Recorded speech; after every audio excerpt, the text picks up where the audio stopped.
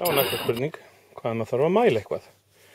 Það var náttúrulega gamli góði tommustokkurinn. Það er eiginlega ekkert sem að tekur honum fram. Hann er að vísu óþægilegur stundum og þá er hægt að nota málband. Hérna er málband sem ég á, 3 metra frá Stanley. Það sem að mér finnst vera kostur í þetta málband er að það er bæði tommumál og sentimetramál á því. Þannig að þó það sé hægt að dragast inn í, þetta er orðið ónýtt í rauninni, þá hef ég ekki hendi í vegna þess að mér þykir þægilegt að geta mælt í tommum. Fyrir þarna nákvæmari mælingar þá er rennimálið alveg ómetanlegt og ég er búinn að eiga þetta í mörg ár. Það er að gera að kaupa sér dýrt og gott rennimál, vegna þess að það á eftir að endast manni mjög vel. Síðan eru til alls konar aðra mælistikur, bara venjulega reglustika. Ég hef oft notað svona. Síðan er hægt að fá reglustikur úr stáli. Það er, ef maður þarf að skera meðfram, þá er ein svona alveg nauðsynleg. Það er hægt að fá minni líka, eins og þessa hér, og stærri. Hérna er reglustika, eða réttskeið sem ég vil kalla þetta. Þetta er alveg upp í heilan meter og enn það er tommumál á þessu. Af því að ég smíða mikið eftir teikningum, þá finnst mér ágætt að hafa tommumáli líka. Síðan til þess að taka rétt horn er vinkill, alveg nauðsynlegur. Þessi er gamall og vel notaður og virkar ágætlega. Ýmis handverkværi er gott að eiga og skrúfjárnin eru alltaf góð. Það er ágætt að koma sér upp nokkrum stærðum af flötum og stjörnuskrúfjárnum. Jafnvel skrúfjárnum fyrir sexkanta, maður nota það mikið. Annars myndi maður bara fá sér heilt sexkanta sett eins og þetta. Það er hægt að fá ýmsu verði og ýmsum gæðaflokkum. Síðan er skiptilykill eins og þessi hér. Þeir sem eru með einhverja menntun í vélfræðum er ekkert endilega með hrifnir af skiptilyklum. Þá er að gera að leita sér að föstum lyklum. Ég náði mér í sett af svona á internetinu frá 4 mm upp í 11. Það minnsta sem maður finnur í búðum hérna er 6. Þannig að það er eins gott að fara á netið ef maður ætlar að ná sér í eitthvað fínna. Svo eru hægt að ímynda sér að nota alls konar svona hluti, aðstofahluti, eins og til dæmis þessa flísatöng hérna. Það má fá flísatangir á ýmsum gerðum og stærðum hér og þar. Þessi var keypt í apóteki ef ég man rétt.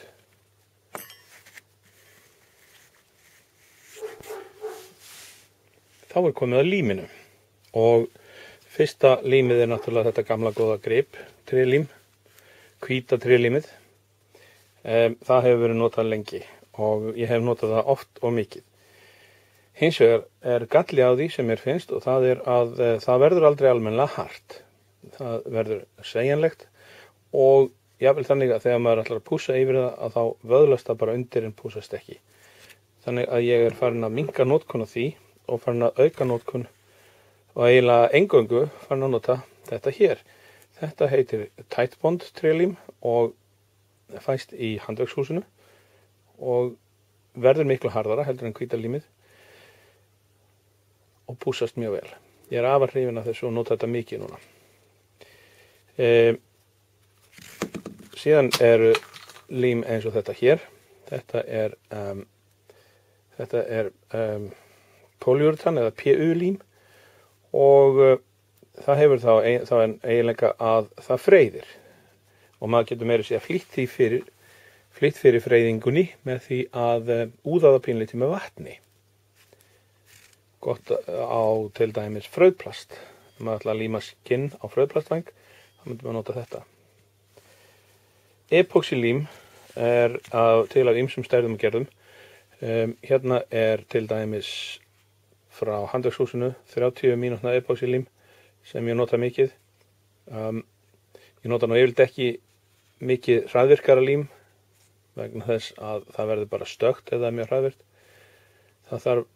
Ég nota 5 mínútna epoxy bara við ýmis svona tilvik þar sem ekki þörf á miklum styrk, en 30 mínútna epoxylímið mjög gott. Síðan koma þessi lím og með þeim fylgir þetta hér. Þessi lím eru svokölluð CA eða cyanoacrylate lím og þau eru til af ýmsum gerðum, alveg frá mjög þunnu eins og þetta hérna yfir í ekstra þykkt eins og þetta hér. Það er hægt að fá þau mjúk, hörð, hraðvirk, hægvirk. Öll eiga þau það sameiginlegt að þau virka bara á nokkrum sekúndum. Ef maður síðan hefur ekki þolinmæðina til þess að bíða í þær sekúndur, þá fær maður svona kvata eins og þennan og spreyjar eða úðar hann yfir og þá harðnar þetta undir eins. Þessi lím kaupi ég líka í handverkshúsinu.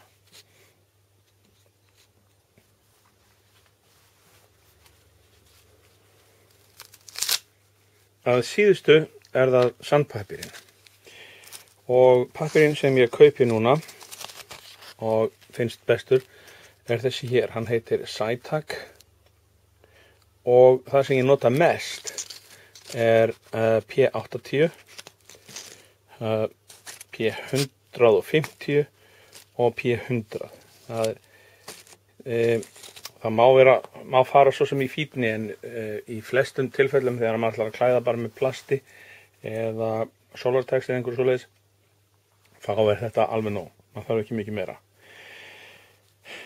Ég nota svona kubba eins og þennan hér til þess að vefja pappírinn utanum til þegar ég að pússa, og síðan bý ég mér til alls konar svona stauta og pinna bara eftir þörfum til að sem ég lími sandpappírinn á bara með sekúndulími og nota til þess að pússa hér og þar. Það má ég vel líma á svona rafmagnsrör eins og hér þegar þess þarf. Ef maður ætlar að pússa til dæmis glerfíber með blautu, þá þarf maður svona svartan pappír og ég hef þá frá svona 220 upp í 400, ekki rosalega mikið fínna heldur en það. Ég nenni ekki að pússa, þess vegna nota ég lítið af sandpappír.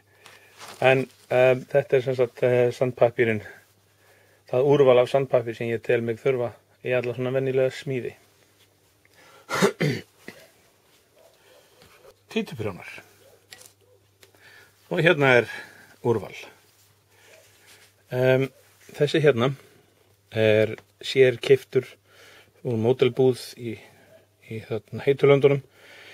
Þeir eru mjög beittir, mjóir og stinnir, þannig að það bogna illa. Þannig að þetta eru núna uppáhaldsprjónarnir mínir. Hérna prjónar sem hægt að fá í skrifstofuvöruverslun. Þeir eru stuttir með stóran haus.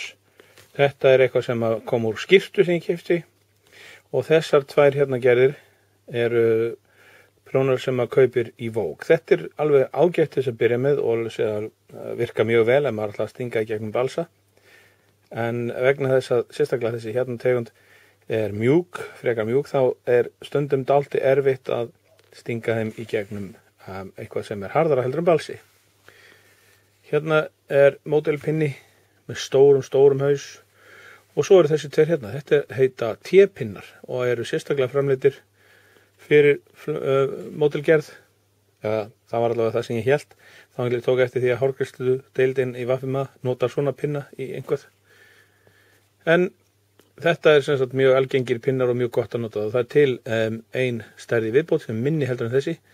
Þannig að það eru að minnst 3 stærðir þessum hérna. Ég get alveg mælt með þeim, þeir eru mjög þægilegir. Svo eitthvað svona svona töflupinnar, stundum gott að nota þá. Það myndi maður nota þá til þess að halda við, ekki stinga í gegn, heldur nota þessa brík hérna til að halda við það sem þarf að halda niðri. Sem sé, títuprjónar, eitt af því allra mikilvægasta þegar kemur að módelsmíði.